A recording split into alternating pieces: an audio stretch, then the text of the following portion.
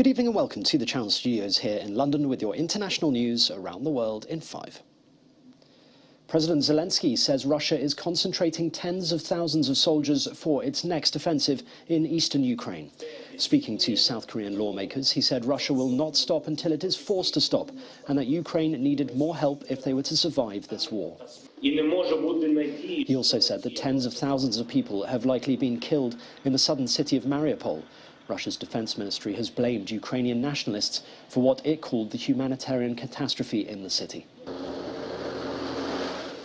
Military analysts now believe Russia is concentrating its offensive on Ukraine's eastern region. More people are set to leave the besieged eastern regions today after 9 humanitarian corridors were agreed between Ukrainian and Russian officials. The Slovak government has categorically denied claims by Russia that the S-300 air defense system it supplied to Ukraine recently has already been destroyed. Prime Minister Eduard Heger described the claim as a hoax, adding that Ukraine had confirmed as such. Russia said on Monday that it had used cruise missiles to destroy the S-300 anti-aircraft missile systems, saying that 25 Ukrainian troops had been hit in the attack. Further support for Ukraine will arrive from New Zealand after the country's Prime Minister said it was sending a Defence Force plane and 58 personnel to Europe. The team planned to transport equipment and supplies throughout the continent but would not enter Ukraine itself. Referring to the Russian invasion, Prime Minister Jacinda Ardern said such a blatant attack on a country's sovereignty is a threat to all of us. Emmanuel Macron has won the first round of the French election, and far-right rival Marine Le Pen will fight him for the presidency for a second time. Sur ma candidature. Merci. Make no mistake, nothing is decided, he told cheering supporters. In the end, he won a convincing first-round victory, but opinion polls suggest the runoff could be much closer. Miss Le Pen called on every non-Macron voter to join her and put France back in order. With 97% of results counted, Emmanuel Macron had 27.6% of the vote, while Marine Le Pen had 23.4%. Protesters marched in the streets of the northwest city of Rennes, waving red smoke flares and holding signs. Some burned items in the middle of the street in protest at the results.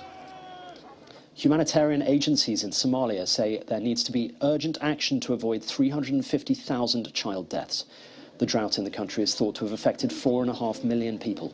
4 seasons of failed rains means the Juba River, the largest in Somalia, has barely any water left. There has also been a huge funding crisis, with just 3% of the money that is actually needed materializing in the country.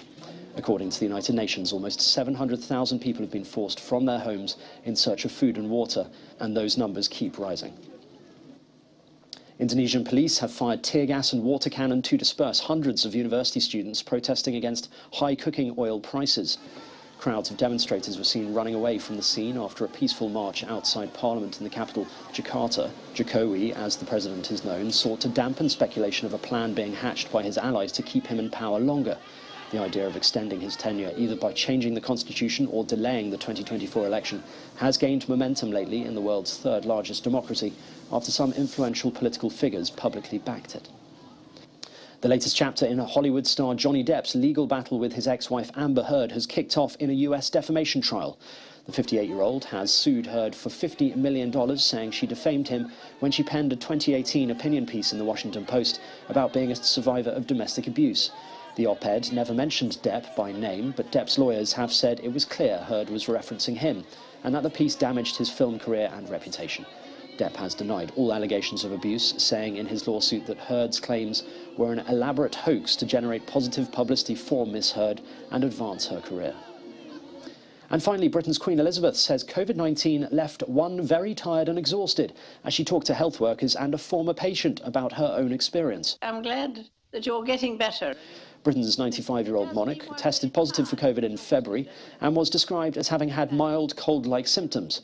She later returned to light duties. The Queen, who is patron of the Royal London Hospital, spoke on a video call to National Health Service workers at the hospital who had helped to build and run a 155-bed unit to cope with the surge in patients. Her conversation with staff came as she marked the official opening of the hospital's Queen Elizabeth unit. And that's your international news around the world in 5. Now back to the Channel Studios in Lagos.